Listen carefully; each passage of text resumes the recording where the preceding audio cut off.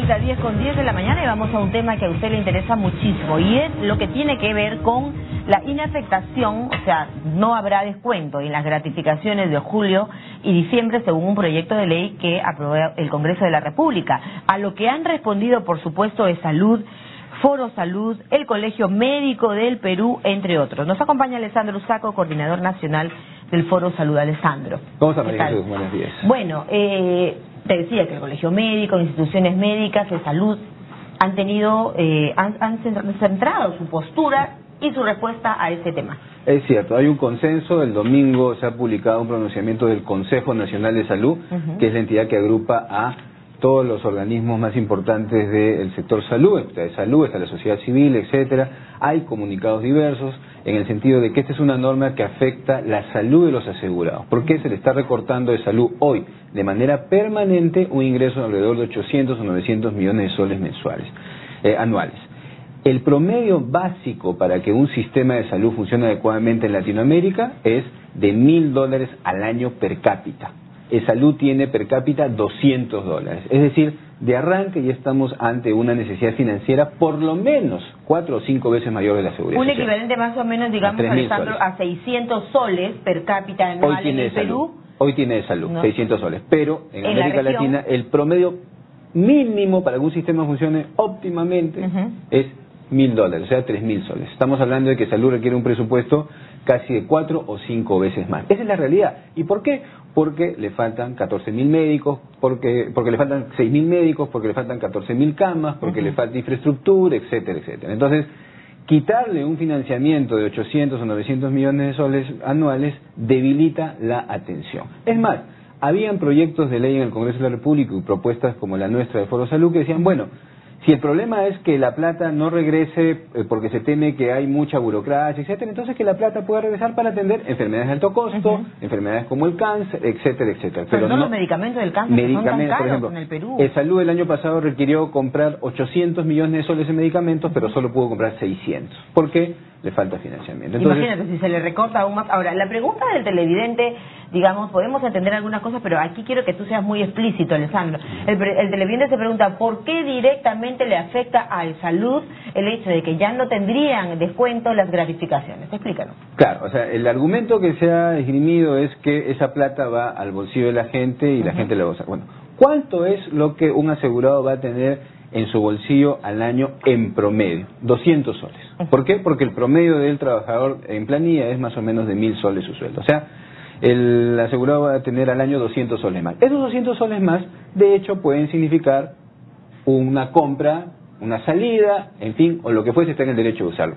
Pero esos 200 soles en un fondo colectivo, lo que implican es que cuando esa persona tenga un cáncer, cuando esa persona tenga una necesidad de hemodiálisis, cuando esa persona tenga una enfermedad rara, cuando esa persona, Dios no quiera, se le dé un accidente, va a ser atendido sin pagar nada, porque ese es el kit de la seguridad social. Es decir, se está privilegiando de manera populista un ingreso mínimo de 200 soles en el caso de la seguridad social y desprotegiendo un sistema de solidaridad en salud que es salud. Perfecto. Ahora, ustedes, ¿no es cierto?, que forman parte efectivamente del Consejo Nacional de Salud, han pedido un poco la reconsideración de esta ley, ¿no es cierto?, porque ya fue aprobada en el Congreso, pero falta la promulgación por parte del presidente y la publicación posterior, se supone. Pero ustedes han pedido un poco una revisión técnica al asunto, ¿no? Exacto. O sea, aquí lo que hay que discutir es el financiamiento de la salud del país y el destino de la seguridad social. ¿Queremos fortalecer la seguridad social o queremos debilitarla? Si uno le quita un ingreso tan grande, lo que impulsa indirectamente es que se privatice el salud. Si no hay 900 millones de soles anuales, que significan 2 o 3 hospitales, entonces el salud no los va a poder construir y va a tener que contratar a las clínicas privadas, al sector privado. Entonces, indirectamente se impulsa que el salud se debilite. O sea, aquí, perdón, si nosotros vemos que esa ley prospera, ¿no es cierto?, el afectado va a ser directamente el asegurado. La seguridad social es un derecho que está consignado en nuestra Carta Magna, en nuestra Constitución. O sea que aquí el tema es, hay que seguir impulsando, según lo que tú nos traes. Y con más razón ahora la plata que falta, más bien para el salud. Y para el SIS también. Y para el Seguro Integral de Salud. Ahora ya es claro que el Perú está asumiendo dos responsabilidades. El financiamiento a través de la planilla laboral y el financiamiento a través de los impuestos para la gente que no es formal laboralmente. No pobre, sino no formal. Y ahí hay intentos y hay cifras que se están dando. Entonces, la discusión final es cómo vamos a financiar la salud del país. Ahora, ¿qué va a pasar con esta ley? Ahora, hay un dato más que es muy importante. Desde el año 2009 que se dio esta ley, la salud recibía 14 aportes y ha estado recibiendo 12. Pero las EPS, las empresas privadas de aseguramiento, que no han dicho nada en este debate. ¿Por qué no han dicho nada? Porque ellas sí han estado recibiendo los 14. Entonces la pregunta ahí hay que preguntarle al señor Víctor Andrés García Belaúnde. Dice, los asegurados de salud no se enferman 14 veces al año, solo 12 porque hay 12 meses. Bueno, y los asegurados de las EPS sí se enferman 14. Nosotros hemos sacado el cálculo de que este cobro, desde nuestro punto de vista indebido, discriminador y anticonstitucional, representa por lo menos 200 millones de soles. Ahora, está bien, yo no me pongo, digamos, ni de un lado ni del otro, pero te hago esta pregunta porque es lo que han dicho las EPS, ¿no es cierto? Eso lo paga, es privado, ¿no es cierto? Y lo paga el asegurado. Por otra parte. Igualito que de salud. ¿No es cierto? Exactamente, es la misma figura, pero de lo que ellos se valen es que este sería un sistema privado. Sin embargo, ¿es privado del todo? Bueno, las EPS son privadas, pero reciben la plata a través de la recolección que hace la SUNAT.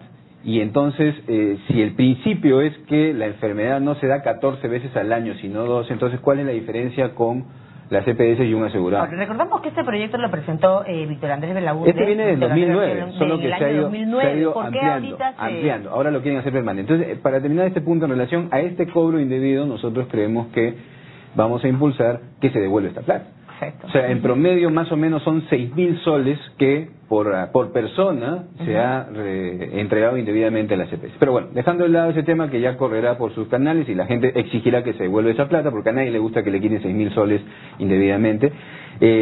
Lo que nosotros aquí hacemos el llamado es a que justamente se observe esta situación, se amplíe el debate adecuadamente y si estamos preocupados por los asegurados, como dicen los congresistas, entonces este fondo, este dinero, que se establezca claramente que no sea para sueldos de los trabajadores, ni para la burocracia, ni para los otros sueldos, sino para temas urgentes, como la atención del cáncer, de las diálisis, las enfermedades raras y huérfanas, de las personas con discapacidad, etcétera. Por eso es una norma que nosotros creemos que es antitécnica y bastante populista. ¿Cómo se daría, digamos, el proceso de la revisión técnica? Bueno, tendría que recordemos que el MEF tampoco dijo nada antes de esta aprobación en el Congreso. Claro, pero ya el MEF ha hecho una posición preliminar, en el sentido de que está en contra de la promulgación de esta norma, y si el presidente la observa, entonces se tendría que abrir rápidamente una alternativa legal que permita que estos fondos regresen, pero para atenciones específicas. Nada de sueldos,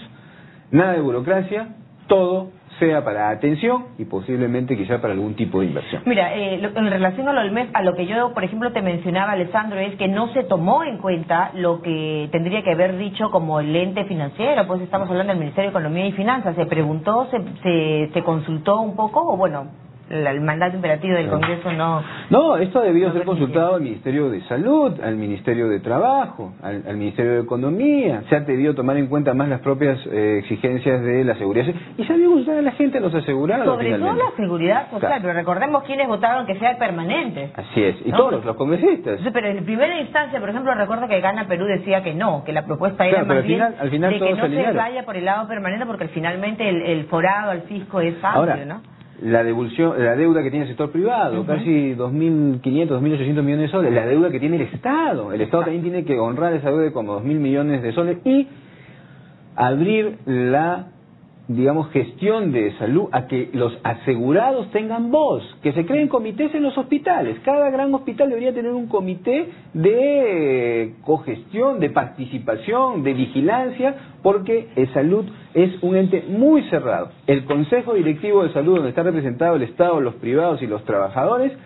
no tiene canales de comunicación con los 10 millones de asegurados. Nosotros estamos proponiendo entonces que Salud abra espacios de participación en los grandes hospitales, en las redes, y que tenga una metodología para que los asegurados puedan expresar sus demandas. Me pregunto, Alessandro, ¿cómo quedan estos anuncios, por ejemplo, que en varias ocasiones hemos escuchado, ¿no es cierto?, de la señora Virginia Bafigo, en relación a la implementación de nuevos hospitales, un poco descentralizar esta cuestión de la infraestructura hospitalaria que tanta falta le hace?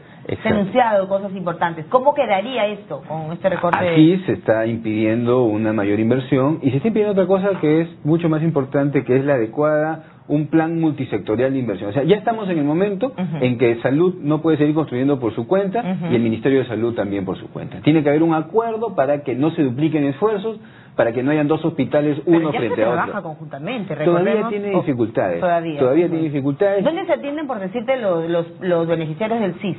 Los del CIS se atienden básicamente en toda la red pública del MINSA y en algunos casos hay convenios con clínicas privadas, pero mínimos. Lo que se tendría que hacer es el intercambio prestacional entre CIS y de salud. Pero de una manera mucho más grande. Que eso se apuntaba en la política. Pero es mínimo, o sea, imagínate, el CIS tiene 1.700 millones de soles de presupuesto, de salud como 8.500, y su intercambio prestacional el año pasado ha llegado a 700.000 soles. O sea, nada. Entonces tenemos que ver cómo hacemos ese intercambio y nosotros creemos que, por ejemplo... Ahora recordemos, pero también, Alessandro, es que Salud, siendo la institución pública más grande del país, es la más grande. ¿No es cierto? También tiene pues un bolsón en larga lista de espera, o sea, muchas veces realmente ya que digamos que ya no le puede sacar más. Y esa es el asegurado. Exacto, por eso quitarle financiamiento es decirle a los asegurados que sigan esperando años o en muchos casos también puedan morir. Tú sabes que ayer hablamos, por ejemplo, con el gerente de Procura y de órganos, de la donación de órganos, que es un tema en el que yo creo que es importantísimo en Perú y que estamos mejorando, y nos decía que en lista de espera estamos como 6.200. Imagina, o sea, este es un momento en el cual hay que comenzar a, manteniendo las dos fuentes de financiamiento, la contributiva de salud y la del CIS de los impuestos, igualar la prestación, que eso ya es una propuesta del propio gobierno, Cateriano lo ha señalado en su discurso, entonces los peruanos, sean pobres o trabajadores,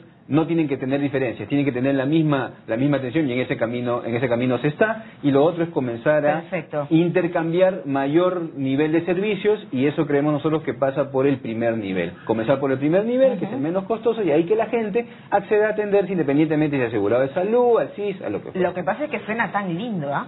Pero se puede hacer, lo han hecho otros países, Ecuador lo está haciendo.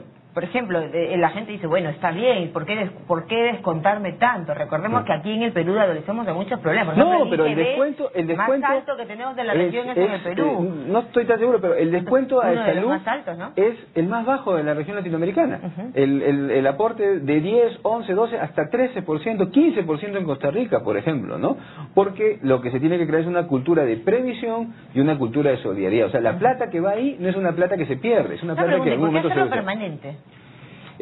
Yo creo que es una cuestión bastante política y electoral. O sea, que todos los congresistas han votado a favor de hacerlo permanente, es que ninguno se ha querido comer el pleito de decir, a veces hay que ir en contra de la corriente, ¿no es cierto? Entonces, bueno, es que no es solamente pensar en el aspecto cortoplacista, pues, ¿no? Exacto, es un aspecto de sostenibilidad. Las caricaturas que han salido, todas las críticas y las ironías son clarísimas. O sea, se le está, con el pretexto de vas a tener un poquitito más de plata, al final, cuando la necesites de verdad, porque la enfermedad empobrece.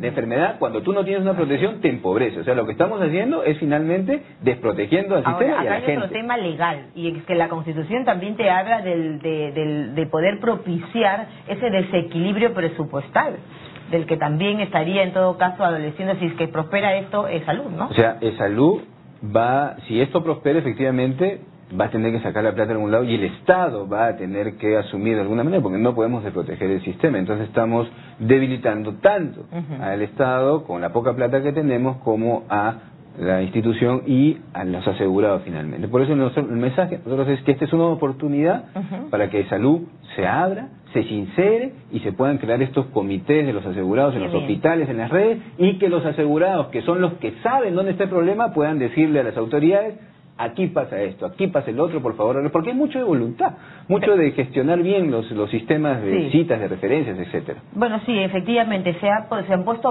metas bastante, digamos, ambiciosas de poder reducir la lista de espera que se tiene. Se ha avanzado, pero todavía, pues, o sea, ya no da. Eso es lo que te decía antes, ya no da el asunto. Entonces, o sea, ya se quitarle recursos sería... Se contratan a los médicos en horas extras y todo, pero ya no... Se les ha aumentado las horas extras, también a las enfermeras, se busca también un rostro más humano. Y ahora se viene una huelga, se está anunciando una huelga, ¿no? Entonces hay que pensar bien todas estas acciones, ¿no es cierto? Porque los asegurados son los que están... ¿Ustedes han entregado este documento? ¿Han presentado ya la propuesta por escrito? Nosotros hemos hecho llegar comunicaciones al Consejo Nacional de Salud. Vamos a elaborar una propuesta más, digamos, ordenada, en el sentido de que este dinero regrese a salud, pero para cuestión específica. Nada de sueldos, nada de burocracia, atención a las enfermedades urgentes, medicamentos, alto costo, hemodiálisis, Yo quería cáncer, comentar antes de terminar por el tema, por ejemplo, de los medicamentos del cáncer, ¿no es cierto? Que ahí hay otro problema. Ahí hay otro tema, ese es un aspecto que yo creo que la administración va a tener que verlo urgente, porque en realidad en el Perú se paga tanto por los medicamentos del cáncer que muchas veces no los tenemos acá y tienes que importarlos a Chile, y las empresas, o quizás un país más cercano, ¿no? Y las empresas transnacionales plantean medidas cautelares y el salud no puede comprar algunos medicamentos a otras empresas. Ahora, las farmacias, por ejemplo. O sea, imagínate tú si este dinero fuera realmente a lo más sensible, pues que tenemos que la salud. El país que más farmacias comerciales tiene en toda la región. O sea, esta es la explosión del negocio. Entonces, como uno va de salud y a veces no se le puede atender, etcétera, o en el CIS faltan medicamentos, entonces la gente tiene que ir a comprar. Que son foros salud, a mí me gustaría mucho hablar otro día con ustedes, fíjate Alessandro, sobre el tema de los laboratorios. O sea, ¿quién regula esto, no es cierto? Y cómo es que, por ejemplo, se manejan diferentes precios. O sea, el poder de la industria farmacéutica en el mundo es enorme. Por eso, una de las cuestiones que tenemos que hacer es apostar por la fabricación local. Perfecto. Sea por encargo a laboratorios nacionales o que el Estado también pueda fabricar. En Argentina, en Brasil, se fabrican medicamentos. Que, por ejemplo, la medicina genérica, ¿no es cierto?, que es la que te suministra muchas veces de salud, tiene algunos efectos colaterales. Pero eso, si hay un control de calidad adecuado, no, es como la fórmula del agua. El H2O es igual aquí o en la China.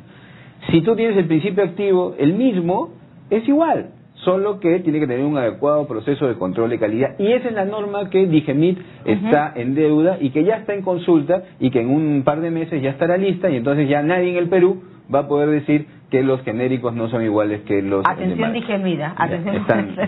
Pero el mensaje final es protejamos la seguridad social y no seamos populistas en este sentido. Ha habido populismo, ¿no? Sí, claro que sí. Sin duda. Bueno, entonces estuvo amigo con nosotros. Bueno, muchas gracias por estar esta mañana acompañándonos un poco a hablar de este tema tan importante.